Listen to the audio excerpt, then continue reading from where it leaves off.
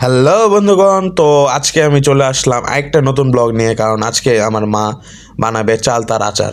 তো প্রথমেই সে গুড়গুলোকে চুলার মধ্যে দিয়ে রাখছে, মানে তাওয়ার উপর দিয়ে সেগুলো পুরো ঝোলা ঝোলা করে তারপর সেটার উপর দিয়া যে চালতাগুলো ছেঁচা ছিল সেই ছেঁচা চালতাগুলো ছেঁচার মতো দিয়ে দিছে।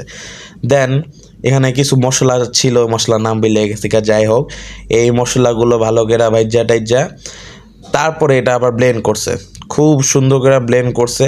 অ্যান্ড ব্লেন্ড করতে গিয়ে মাথার মুথা কান টান শেষ হয়ে গেছে মানে ব্লেন্ডের সব তো ভালো লাগে না ব্লেন্ডারের। যাই হোক ব্লেন্ডটাও খুব সুন্দরভাবে হয়ে গেছে তারপর এই মশলাগুলো এই চাটনির উপরে কী কয় আচারের উপর দিয়ে দিছে এবং খুবই দেখতে লোভনীয় লাগতেছে। দেখতে পারতেছেন যে খাবার রেডি, এবং আমাকে চাটনের জন্য দিয়েও দিছে আর কি, টেস্ট করার জন্য। এবং খেয়ে দেখলাম সেই হয়েছে একদম কড়া লেভেলের। মাঝখান দিয়ে আবার চা করছিল, তো সেই চাটা খাইয়ে নিলাম, কারণ সন্ধ্যার চা খাইলে হয় না। তো আজকের জন্য এইটুকুই।